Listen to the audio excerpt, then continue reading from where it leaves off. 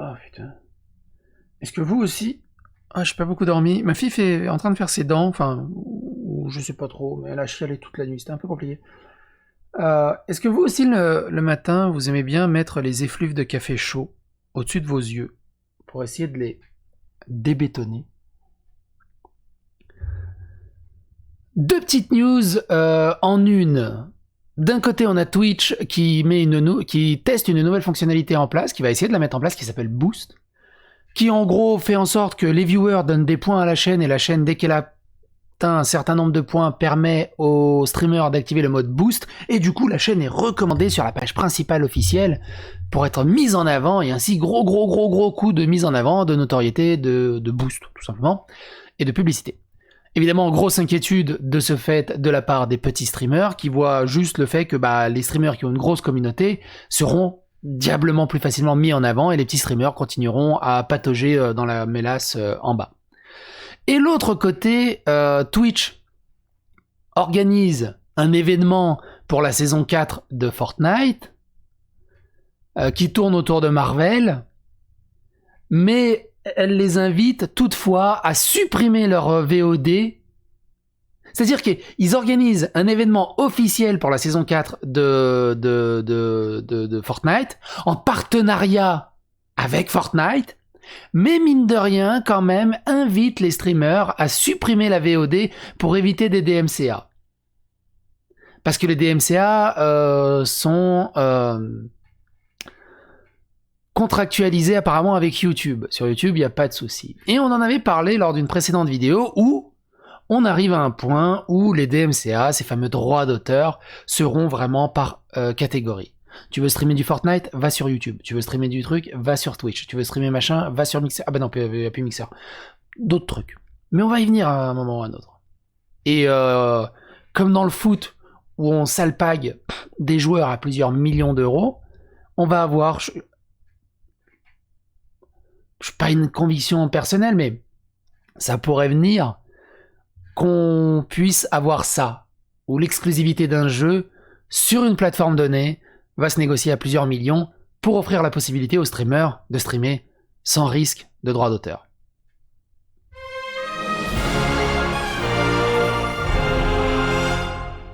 Alors autour de la première news, la nouvelle fonctionnalité Boost de Twitch suscite de vives inquiétudes.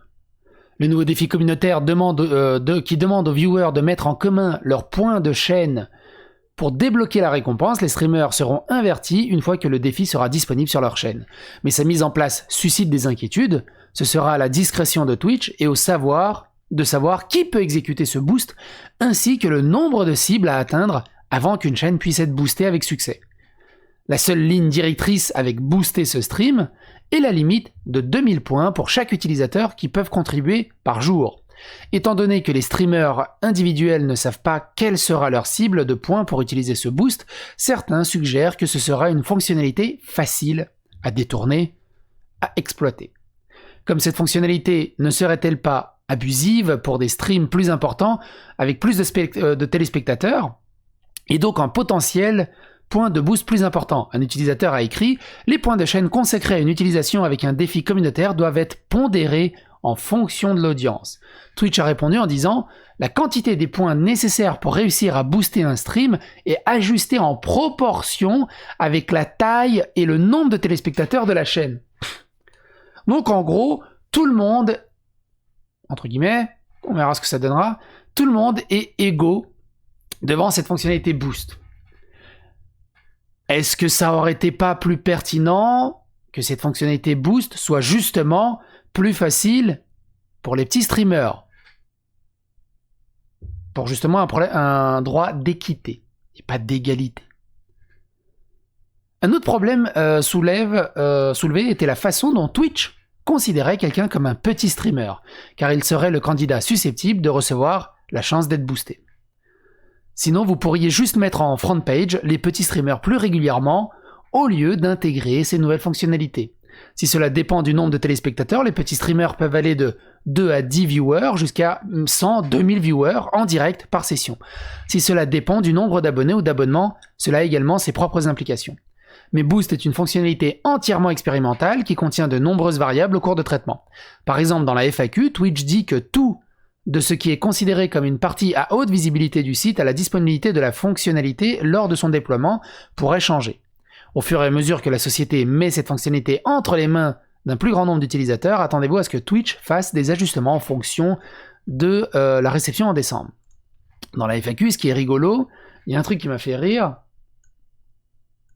Sur la FAQ officielle de trucs, vous pouvez lire le reste si vous voulez.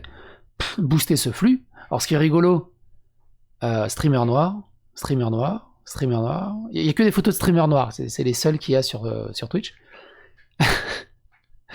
Et en fait, à la fin, il y a un truc rigolo. Que faire si le créateur ne souhaite pas de nouvelles vues sur sa chaîne? Aucun problème, les créateurs peuvent refuser de participer à ce défi communautaire. Genre, tu t'en connais des streamers qui refuseraient d'être mis en avant? Sérieux? Ça me fait rire. Et c'est Zach Buzet qui a donné cette annonce. C'est un gars qui est spécialisé dans les news Twitch. Et le 16 novembre dernier, il a dit, qui regarde les streamers recommandés dans la front page? Vous savez, la front page, j'y suis pas allé depuis tellement longtemps sur Twitch, bordel de merde. La front page, tout simplement, c'est ça. C'est ce qu'on te recommande ici, voilà. En live. Les gens arrivent à être aussi énervés. Voilà, en live, il y a Tonton. Il y a Tonton. Et voilà, moi, il me recommande Tonton, mais tais-toi. Ex le lead, je connais pas. Solari Fortnite. Solari HS, Solari, il y a que Solari, Zoltan, Cruel ADK. Ouais, bon, je connais personne parce que je regarde très très peu Twitch. Mais c'est ça. Qu'est-ce que c'est que ce truc? Ah, c'est Pink Sparkle. Si vous vous demandez pourquoi Pink Sparkle est connue et célèbre, elle a 5000 viewers. Allez, on regarde. Allez. Ah merde! Elle prépare un live. Ah, dommage. Rétrospective 2020. D'accord. Ok. Bon, Pink Sparkle. Hein. Voilà. On en était où? C'est pas du tout la question. Pink Sparkle. Par contre, ça ferait une bonne miniature pour cette vidéo. Deuxième. Twitch recommande aux utilisateurs de supprimer les VOD de Fortnite Nexus Wars pour éviter les strikes DMCA. Twitch a une fois de plus contrarié les utilisateurs leur demandant de supprimer les VOD et les clips qu'ils ont créés à partir de l'événement Fortnite Nexus War pour éviter les strikes de droits d'auteur. L'événement, que vous pouvez voir ici via Game Radar, présente les super-héros Marvel et le joueur qui fait équipe pour vaincre la menace dévoreuse de planète Galactus. Il présente également la chanson AC/DC Demon Fire à 7,54 dans la vidéo. Et probablement la cause de toutes les réclamations DMCA possibles pour télécharger ou la diffusion en continu de l'événement. Epic Games avait précédemment informé les créateurs de contenu que via divers partenariats, ils seraient en mesure d'héberger du contenu VOD de l'événement Galactus sur YouTube et de monétiser les vidéos pendant 90 jours uniquement. Et là on rentre dans un autre truc. Le partenariat temporaire. En gros, on est juste des banderoles publicitaire. Tu sais, t'as Véronique Jeunesse, Madrange, j'allais. Mais elle a le droit de le dire pendant 90 jours. Après, tu supprimes ta vidéo. Sauf que les streams et les vidéastes, c'est pas ça. C'est des fous rires, c'est des expériences qui doivent être sauvegardées, qui doivent être vues plusieurs mois, plusieurs années plus tard. C'est pas des moments éphémères. A averti Epic Games. Les créateurs ne devraient pas recevoir de notifications de retrait, mais leurs vidéos seront démonétisées. Tu dis ok, bon allez, c'est démonétisé au pire, c'est cool. Twitch n'avait apparemment pas de partenariat similaire. Donc ils organisent un truc sans avoir de partenariat. Le support Twitch a tweeté le 1er décembre, si vous avez diffusé l'événement Fortnite Nexus Wars et que vous voulez être prudent quant au risque DMCA lié à la musique dans cet événement, envisagez d'exporter, télécharger, puis de supprimer tous vos VOD ou clips associés. Garde-les pour toi, mais au moins tu risques pas d'être des DMCA. Les utilisateurs étaient furieux de la réponse, se sentir comme si Twitch leur faisait choisir entre la VOD d'un événement majeur dans un jeu très populaire, donc ça fait des clics, ça fait du revenu, ça fait de la rétention, ou risquer un strike de droit d'auteur. D'autres ont affirmé qu'il y avait eu de cas d'utilisateurs ayant reçu des avertissements de droits d'auteur sur des vidéos qui avaient déjà été supprimées. On en avait fait une vidéo. Je vous laisserai dans la fiche la playlist Twitch où vous pourrez retrouver tout le bordel autour de Twitch, autour de ça. Ce n'est pas la première fois que Twitch dérange les utilisateurs en semblant prendre la partie de ceux qui revendiquent les copyrights de droits d'auteur sur leur propre utilisateur. Le 11 novembre de cette année, Twitch a recommandé aux utilisateurs de ne pas lire de musique rédigée pendant leur stream, après une forte augmentation de strikes DMCA et la purge de milliers de vidéos sans avertissement, mais également la purge aussi et de strikes de vidéos qui pourtant étaient supprimées depuis plusieurs mois.